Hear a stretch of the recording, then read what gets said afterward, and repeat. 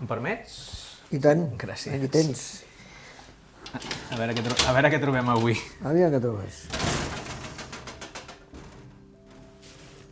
Mira, avui aniré per aquí a l'esquerra. Així es pot, perquè per aquí no he anat. Mira, a veure.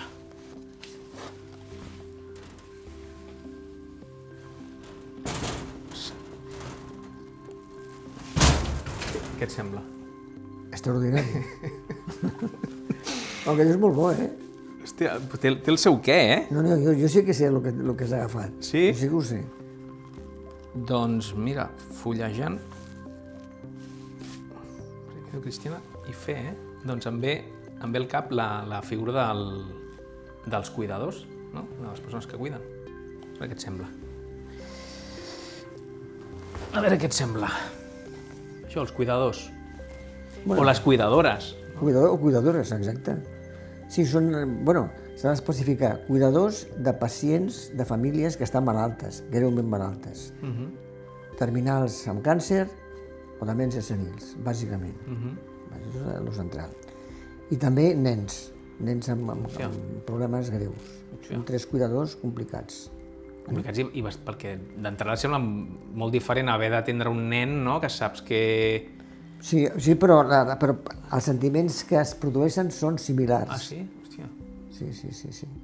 Home, jo tinc casos coneguts o diguem-ne, directe o indirectament, de gent gran, no? O sigui, persones que estan cuidant a gent gran, sigui els pares o normalment són pares... El problema és, aviam, què passa, quins sentiments desperta cuidar a un familiar directe, a la mare que té una demència, per concretar.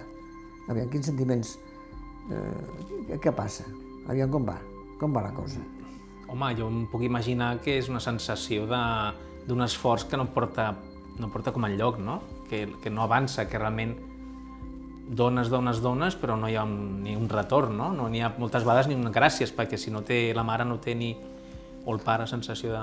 Bueno, això és una part important, és a dir, però hi ha l'altra part inicial. Un comença de bona fe, entre cometes, sempre hi ha bona fe, no? Vull dir, ha de cuidar el pare, perquè està fotut, la mare, que no menja, està a casa, està al llit, no? I això passa un dia, i un altre, i un altre dia, i un altre. I un mes, i un altre mes, i un any, i un altre any. Sí, clar. Llavors, què passa? Es comencen a barrejar els sentiments. Aquest és el tema delicat. Els humans, com que som humans, tenim molts sentiments contradictoris. Jo estimo molt el meu pare o la meva mare, que està malalta, però hi ha moments, segons com és l'actitud del pare o de la mare, em pot despertar a mi sentiments especials. Posem entre cometes, una mica negatius. Ara anava a dir especials, però no té pinta de bons. No, perquè som humans. I llavors aquí passem a una cosa important, el que tu deies al començament. Clar, actitud del pacient, diríem, li direm pacient. Primer que hi ha dies que sí, que et reconec, i dies que no. I ni ho saps, ni s'anticipa, ni tens cap pista, no?, de vegades. Bueno, llavors, un dia sí, sí, tu ets el meu fill, i tu qui ets, i tal. Bueno, a menjar. I habitualment, clar, com que són grans, tenen dificultats de menjar, i el fill, el cuidador, li ha de donar el menjar. Per això no és tan fàcil donar el menjar, perquè pot tenir gana o no. Si no té gana, es cobra el menjar, el menges tu treu de la boca, t'ho llença, un dia, un altre dia, un altre dia. I l'altre tema delicat és, quan s'embruten, som humans i hi ha moments que es defequen, es fan caca, vaja, i s'orinen a sobre i s'han de canviar, i avisa'm i no sé què, i canviar, i un dia, i un altre, i un altre, i un altre. Clar, no estarà tot el dia el familiar cuidador, però l'estona que està, com que es va repetint al llarg del temps, al final genera sentiments totalment oposats a l'afecte. el que hauria de ser, no? D'on va néixer primer la compassió, no? Exacte. Meu pare, no? La meva mare. La mare, doncs, Compassió i has de després- cuidar perquè jo sóc el fill, i és l'obligació i l'estima, no? Perquè he de cuidar. I aquí ve el problema. I com que resulta que som humans, doncs, aquest patiment continu genera un sentiment de rancúnia. De rancúnia, de ràbia, el pots dir com vulguis, Però, clar, però rancúnia, però des del fet de perquè, per exemple, el malalt no té cap mirament, o sigui, és directe, no? Per tot, perquè no em coneix a estones, perquè no vol menjar, perquè va brut i no fa cas, no? O es posa violent, no? Cada Es posa violent. I puc imaginar un pare que pega una filla, no? Per exemple. Imagina't, no? O sigui, hòstia, el meu pare... No és el teu pare, sí, és el O teu un tema clàssic, m'heu robat. Sí, i tant. M'han robat. Sí. Hòstia, que no t'hem robat. Sí, la veïna que m'ha robat. O la dona que veia, o l'home que veia a ajudar-me, o el terapeuta, o qui sigui, no? Sí, exacte. La cuidadora, aquella senyora em roba i no sé quantos.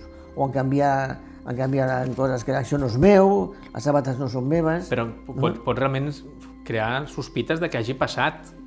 Clar, perquè al final és tot plegat. Sí, però com que no és l'únic que passa tanta cosa, al final ve això, l'agotament aquest i aquest malestar, aquesta ràbia, hem de dir ràbia, de que, hòstia, ja no puc més, no? I llavors poden passar diverses coses. Una pot passar que m'enfad directament amb el malalt, no? Amb el malalt m'enfad. Escolta, no sé què, i li cridé una... Però el malalt moltes vegades probablement no sàpiga ni què està passant. Però l'altre ni se n'entera, clar, però tu sí. I aquesta ràbia es va acumulant. Però què passa? El drama és la contradicció que ve després, que és la culpa. Arriba un moment que això es complica, perquè clar, són anys, són dies, són... no? Sí, clar.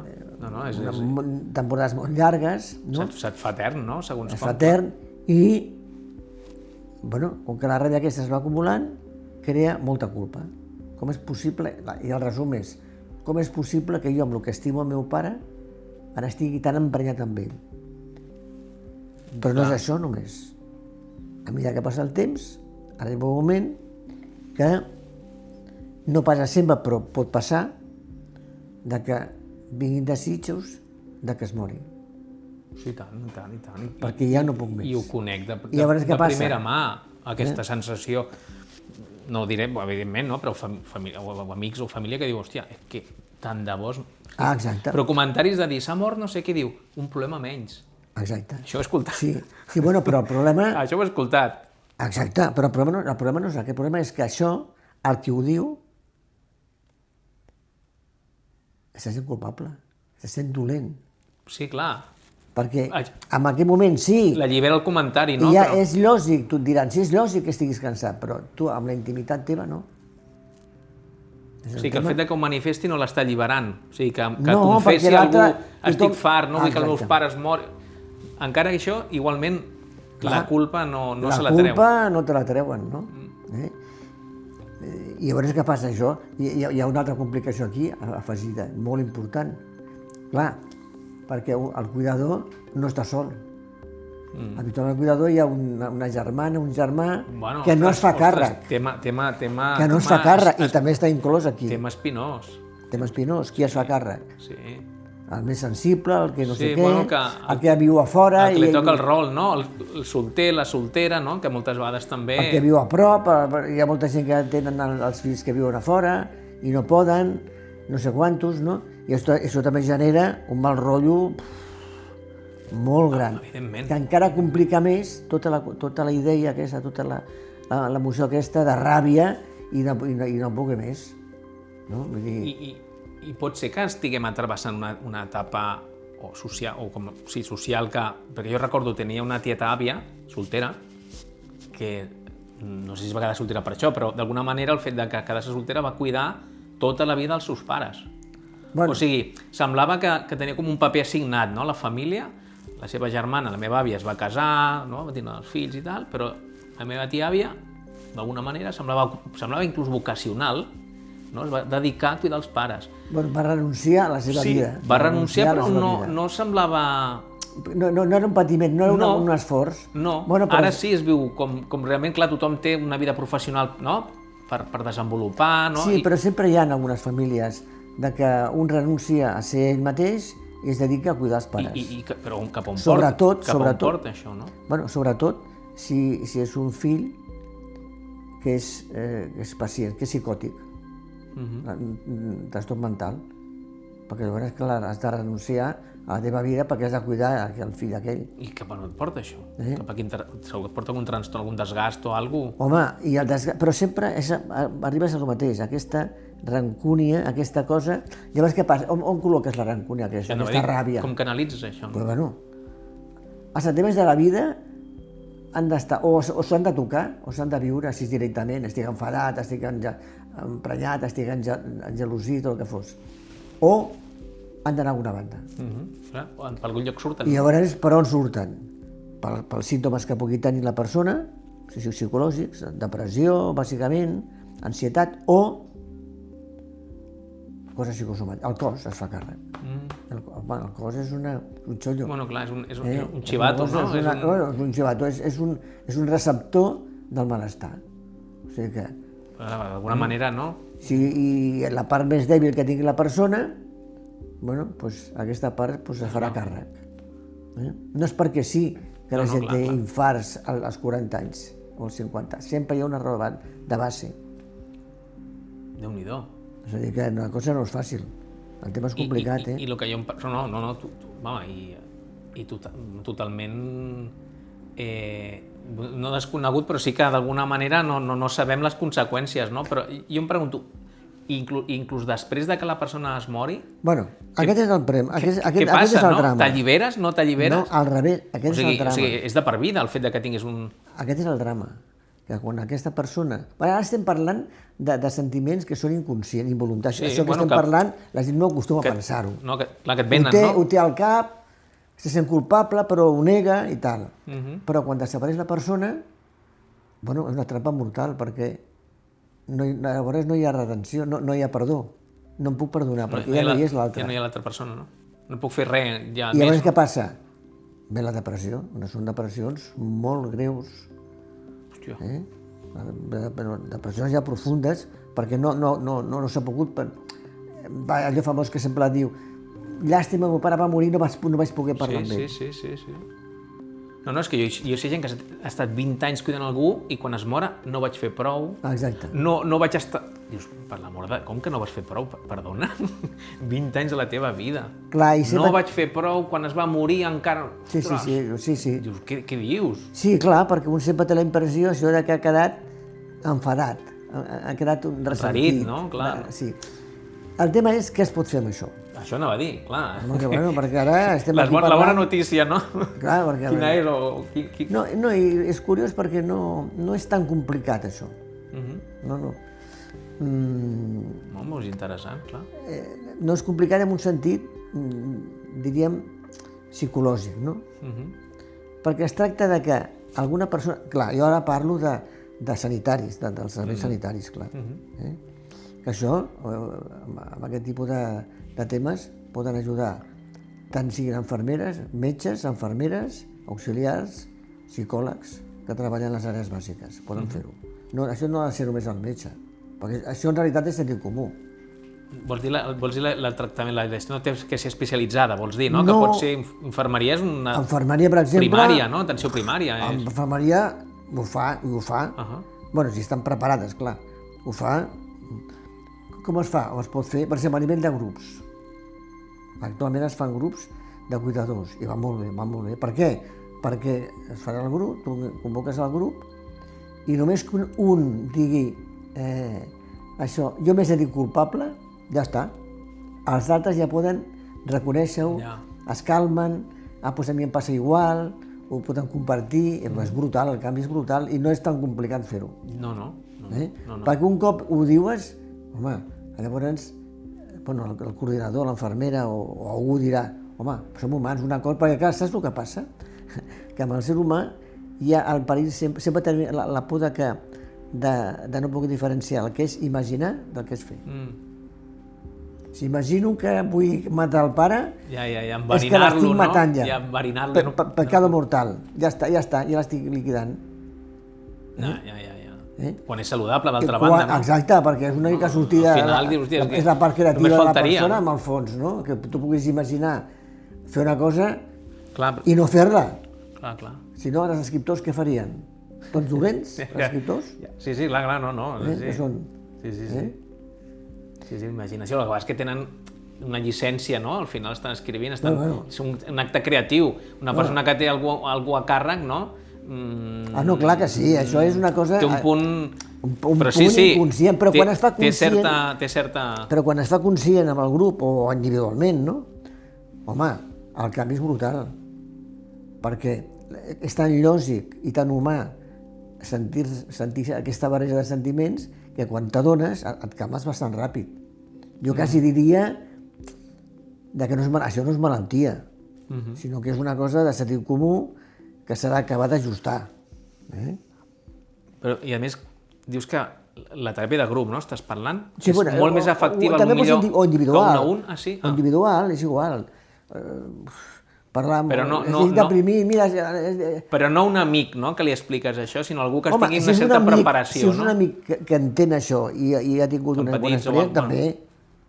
Però clar, això tampoc és comú. Habitualment la gent no para d'aquests temes, perquè són temes molt delicats. De vegades sí, però no és habitual. No és habitual que tu diguis oye, he de desitjar que el pare es morís.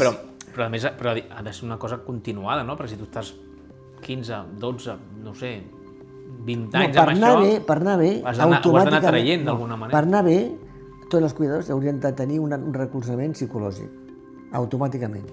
Ja. Però bueno... Grupal va molt bé, perquè grupal ràpidament la gent es dona compte d'acabar. I l'altre li passa el mateix que tu, no? Exacte. Mira, qui no m'entendrà millor que algú? Exacte, a més. I que està vivint perquè... I tots arriben a pensar desitjar que es mori la mare o el pare. Ojalà que es mori. Bueno, és que... A mi m'ha passat igual, i a mi també. I a mi també, perquè al final la mateixa infermera, el mateix metge o el mateix psicòleg dirà a mi m'ha passat igual. Clar. I quan és una cosa compartida i que no es fa, sinó que només imagina, doncs el canvi és brutal. I això no és tan car, No, ja m'ho imagino, no. El que passa que no es fa, no és tan fàcil fer-ho. Primer és d'admetre que estàs en una situació de cuidador ja tocat, per dir-ho així. No? Sí. Ho has d'admetre. I jo crec que també la trampa, per mi jo crec que té la trampa del ser cuidador és que és una mica cínic, però és la sensació de que demà no passa, no? Que el veig ja tan malalt que vas aguantant. Vas aguantant, perquè dius, bueno, fer teràpia perquè anar a explicar les meves misèries, no, és que, hòstia, està fotut, no? Veig que d'aquí, el mes que ve no passa, i passa un mes, i passen dos, i passen tres. I cada vegada es va acumulant. És una trampa, I cada vegada es va acumulant. És una trampa, perquè clar, no, si pots ho evites, evidentment, no? En explicar misèries a ningú li fa gràcia, no? Jo crec que té aquesta trampa també, no? La sensació de que tard o d'hora s'acabarà, no? I al final passen els anys.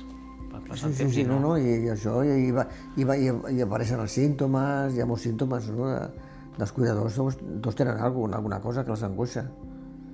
Bueno, no, és preocupant pensar que si no poses mesura, quan aquesta persona no hi sigui, si no ho has gestionat, no t'allibera.